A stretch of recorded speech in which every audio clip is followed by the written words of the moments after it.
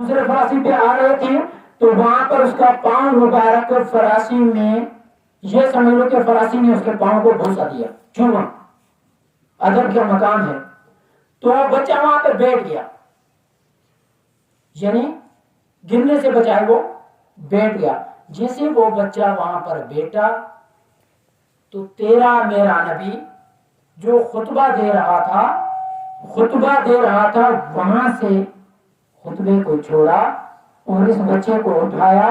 اپنے ساتھ وہاں بیٹھا اور اس کو بٹھایا، پھر دوبارہ اٹھ کے دوسرا حصہ خطبے کا پڑھا۔ اب ہم کہتے ہیں ہم حسینی ہیں، ہم کہتے ہیں ہم علی کے ماننے والے ہیں، پوچھو علی کے ماننے والے سے نماز کے فرض کتنے ہیں، بخار چڑھ جائے گا اس کو۔ پوچھو حسین کے ماننے والے سے کہ سنت کتنے ہیں نماز کے، اس کو کورونا ہو جائے گا، بیمار ہو جائے گا، اس کا دماغ خراب ہو جائے گا، وہ آیا بایاں شایاں کر کے نکل جائے گا۔ آئے حسینیوں، خود کو حسینی بولنے والوں، حسین کا مقام تو دیکھو،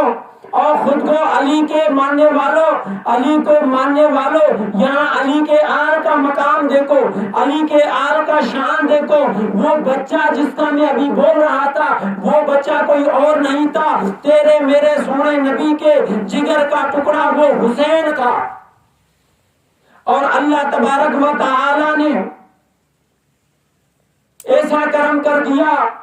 کہ وہ دو خطبوں کے درمیان سونے حسین کی وجہ سے آپ صلی اللہ علیہ وآلہ وسلم ایک خطبے کے درمیان میں تشریف فرما ہو گئے۔ حسین کو اٹھایا، اپنے ساتھ بٹھایا اور خود بیٹھے۔ پھر جب حسین بیٹھا سونا، اس کے بعد آپ سرسم اٹھ کر دوسرا